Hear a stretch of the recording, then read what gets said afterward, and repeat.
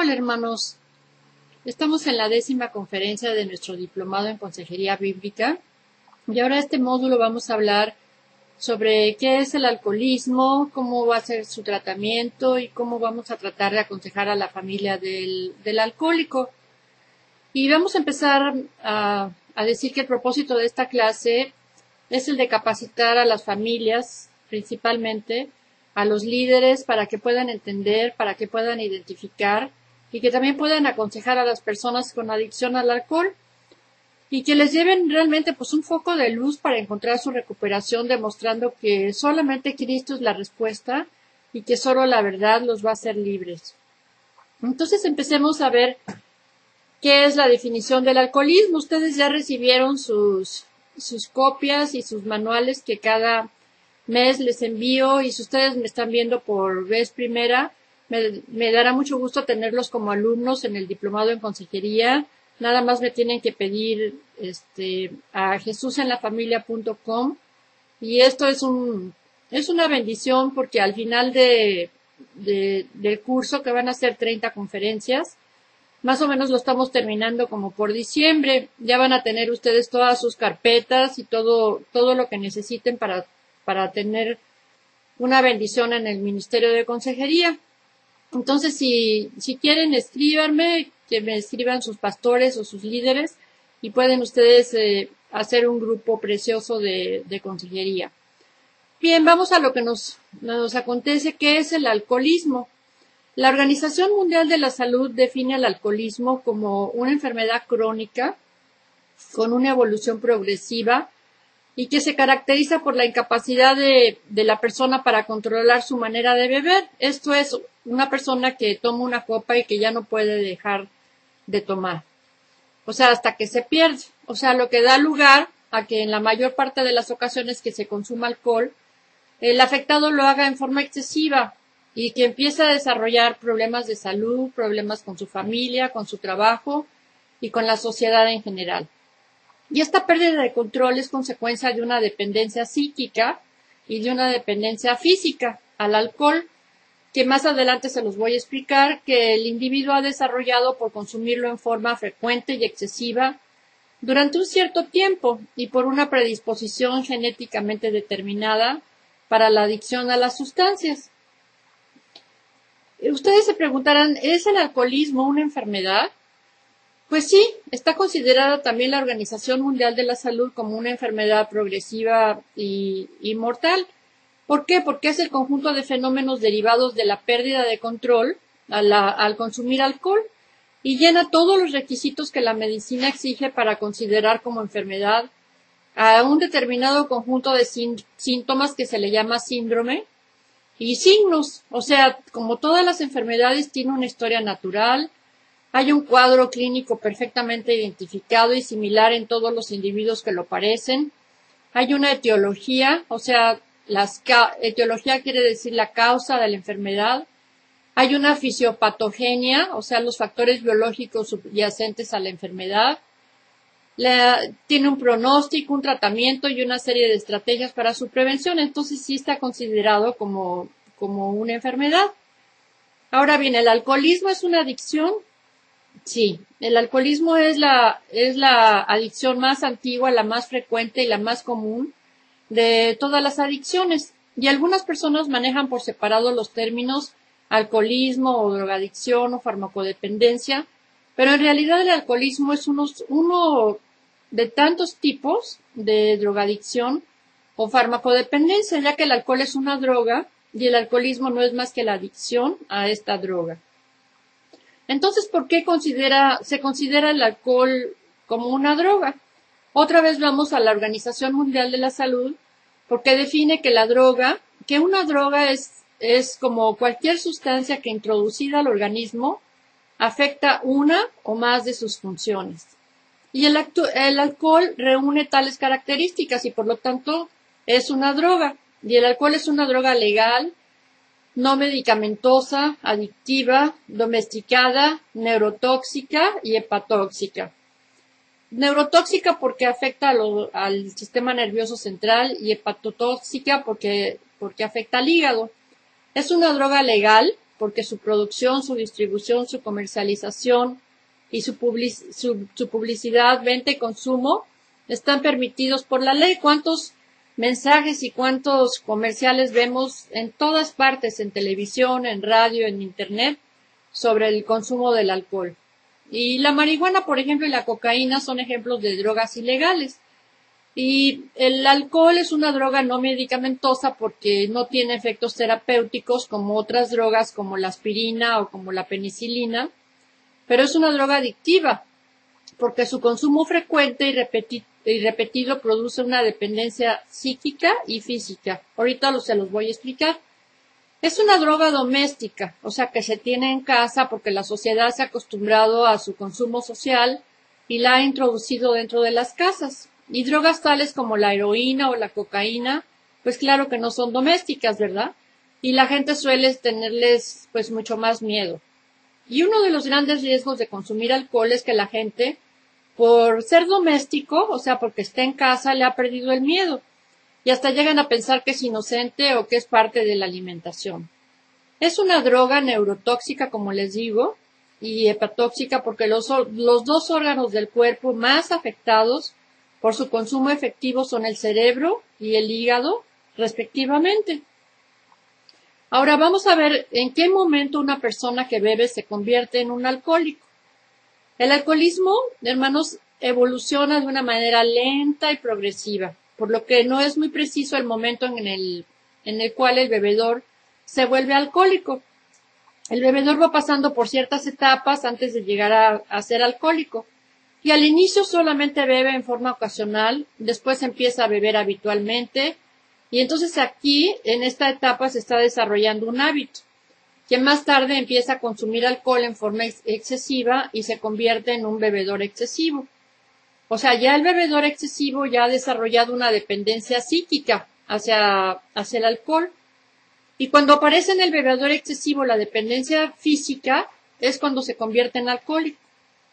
O sea, los dos parámetros médicos que se consideran para saber si una persona ya desarrolló dependencia física se llaman la tolerancia y el síndrome de abstinencia. Eso los tienen en sus carpetas. Ahora les voy a explicar qué es la tolerancia. Como les decía yo, son dos parámetros, o sea, son dos medidas clínicas utilizadas para saber si la persona ya ha desarrollado dependencia física al alcohol.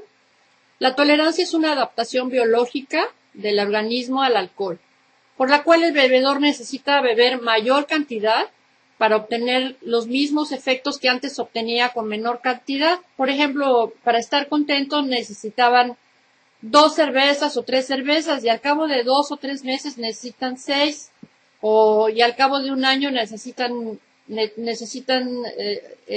12, por ejemplo. Lo anterior quiere decir que conforme el individuo va bebiendo más y más, su organismo se va acostumbrando al alcohol y como consecuencia aguanta más, o sea, sin emborracharse. Y este es un punto muy peligroso, pues la gente cree que ya aprendió a beber. Entonces, como consecuencia de esto, el bebedor se confía y cada vez bebe en mayor cantidad, con mayor velocidad y con mayor frecuencia.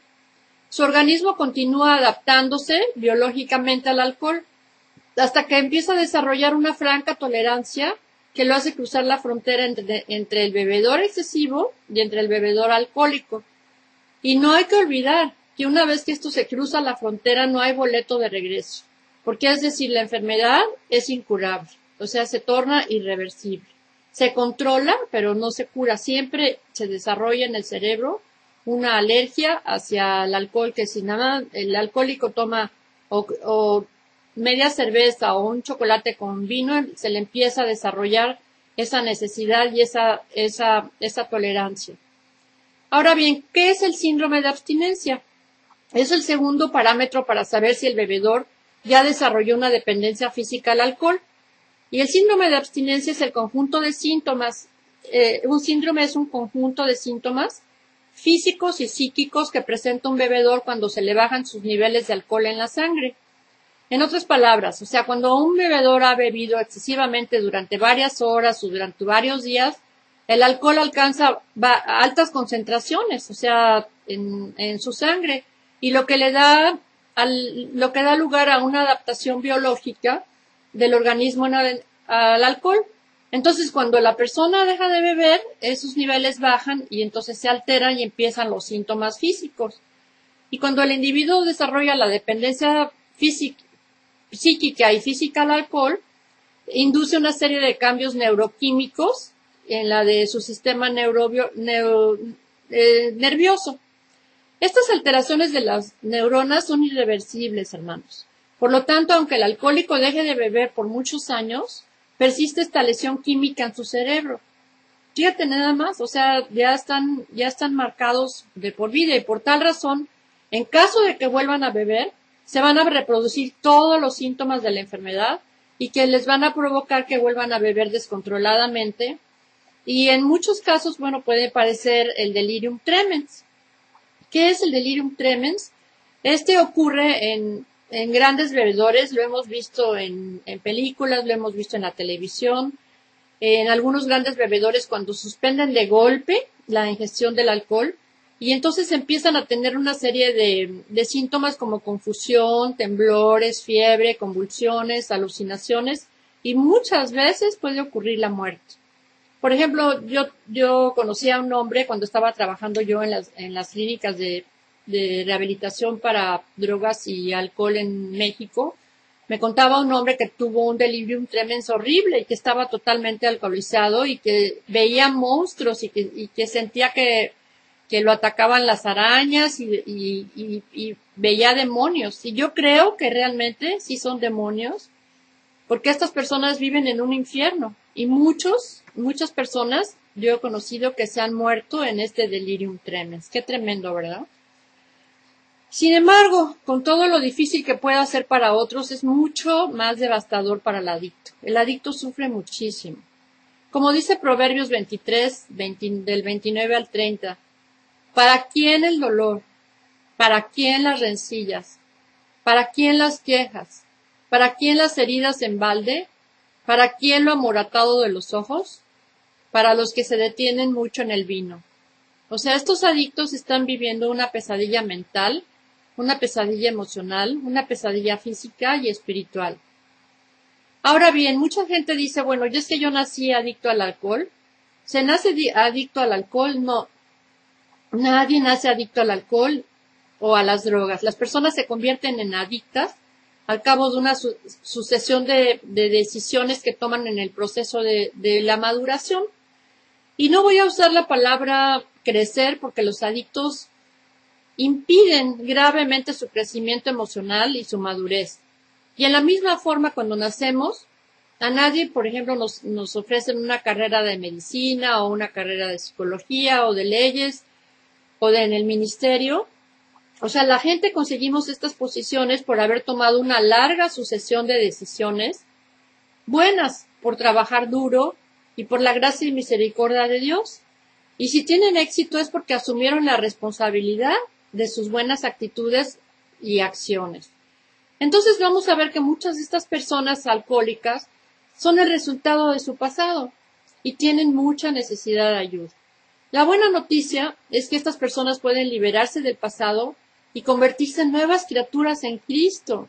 Yo he visto milagros, hermanos, que de veras se han recuperado por años cuando realmente conocen el mensaje del Evangelio, hecho por un Dios amante y misericordioso.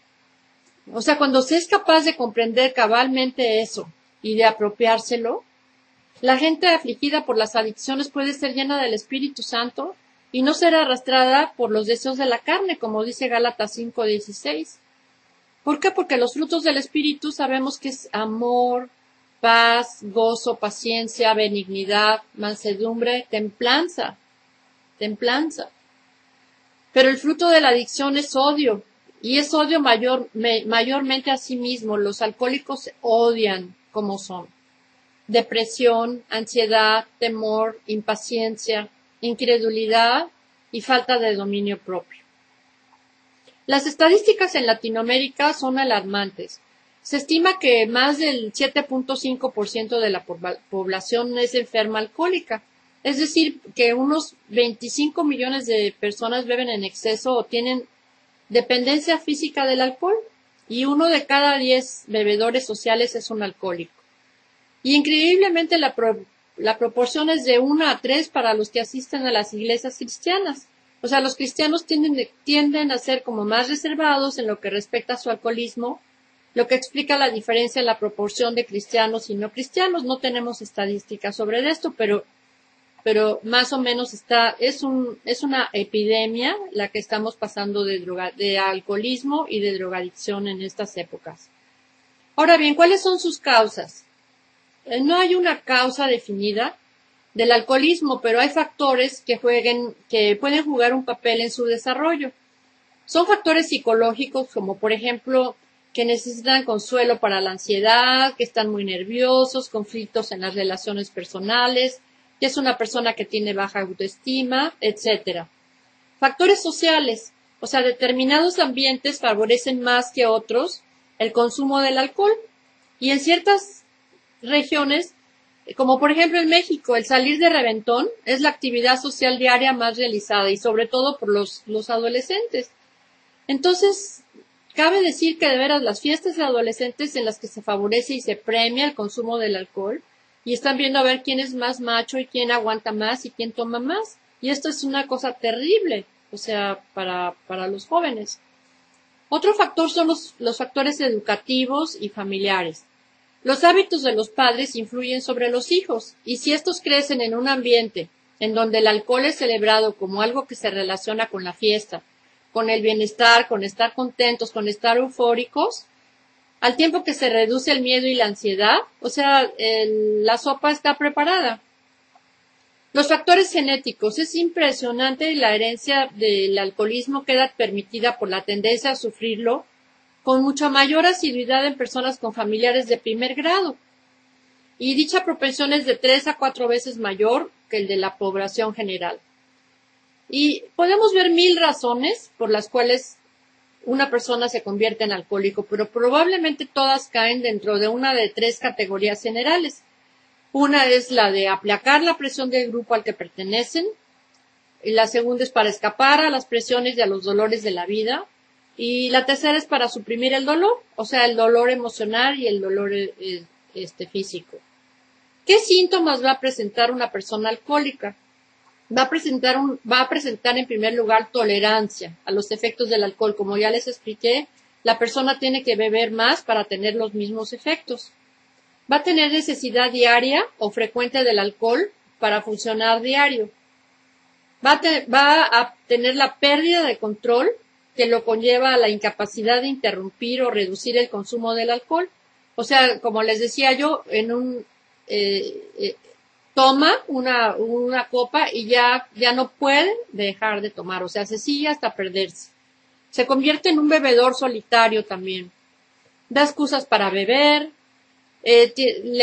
tiene episodios de pérdida de memoria, no se acuerda a dónde estuvo, no se acuerda qué fue lo que pasó la noche anterior, tiene episodios de violencia, tiene deterioro en sus relaciones sociales y familiares, tiene ausentismo laboral, siempre está de mal humor, tiende a negar el alcoholismo porque la negación es la defensa número 1 de la drogadicción y del alcoholismo. Tiene hostilidad al hablar de la bebida cuando uno le pregunta, bueno, ¿ya vas a dejar de tomar? ¿O cuántas ya llevas? No, yo no. O sea, se pone muy enojado. Negarse a comer, o sea, la ingesta de alimento, puede presentar náuseas, puede presentar vómitos, dolor abdominal, calambres, entorpecimiento de las piernas y temblores, enrojecimiento de capilares de la cara dilatados, especialmente en esta parte, en la nariz. Tiene confusión, temblores en el cuerpo, cansancio, insomnio, pérdida de apetito, alucinaciones, sudores y convulsiones. Ahora bien, vamos a ver cuántos tipos de bebedores hay.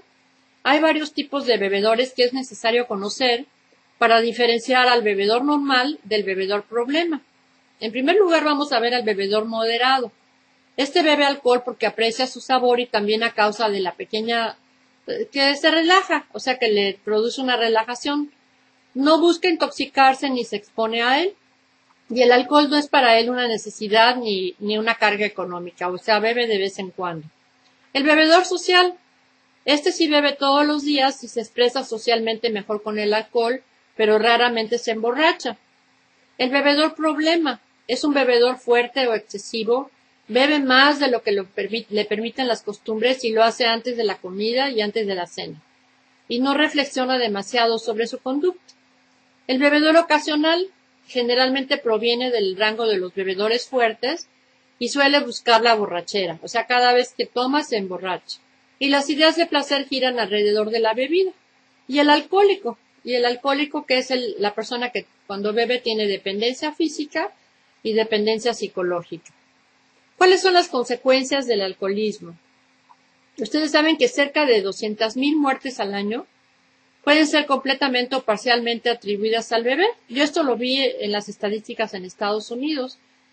El alcoholismo puede matar en muchas maneras diferentes, o sea, en total reduce la esperanza de vida de la persona alcohólica de 10 a 12 años. Y entre más temprano una persona empieza a beber grandes cantidades de alcohol, mayores serán sus perspectivas de desarrollar enfermedades graves más adelante. Ahora bien, la sobredosis. El alcohol es una droga y las personas pueden morir de sobredosis, o sea, se pueden pasar de la droga. Y esto es un peligro específico, y lo hemos visto en muchos casos de adolescentes que quieren impresionar a sus amigos con su capacidad para beber alcohol, pero que todavía no pueden medir los efectos. O sea, hacen concursos, de veras, yo he visto en la televisión y en internet, que hacen concursos a ver quién se toma la mayor jarras así de cerveza, o jarras así de ron, y esos son los que ganan. El alcohol juega una función mayor también en más de la mitad de todas las muertes automovilísticas. Esto es terrible. También aumenta el riesgo en lesiones accidentales. Y esta enfermedad es el diagnóstico primario en una cuarta parte de las personas que se suicidan. Fíjate nada más. Y menores de 18 años. O sea, se suicidan porque estuvieron alcoholizados. Y el alcohol también está involucrado en el 67% de todos los asesinatos. Qué tremendo, ¿verdad? Ahora bien, vamos a ver qué problemas médicos puede tener el alcoholismo. El alcoholismo daña al cuerpo de tantas maneras, o sea que es imposible tratar estos problemas en una plática tan corta como la de hoy, pero les voy a dar más o menos los principales. Y son unos trastornos causados por el consumo crónico del alcohol. Por ejemplo, el enfermo puede presentar cardiopatías. Esto es taquicardia, se le sube la presión, insuficiencia cardíaca. Puede presentar también cáncer. Y el 75% de los cánceres de esófago, fíjate nada más, qué tremendo. Y 50% de los cánceres de la boca, la garganta y la laringe se atribuyen al alcoholismo. Y el riesgo para el cáncer hepático aumenta el 60% en los alcohólicos. También tienen trastornos mentales, trastornos neurológicos, y el uso habitual del alcohol deprime el sistema nervioso central, produciendo depresión clínica, confusión, psicosis y trastornos mentales. También produce problemas gastrointestinales.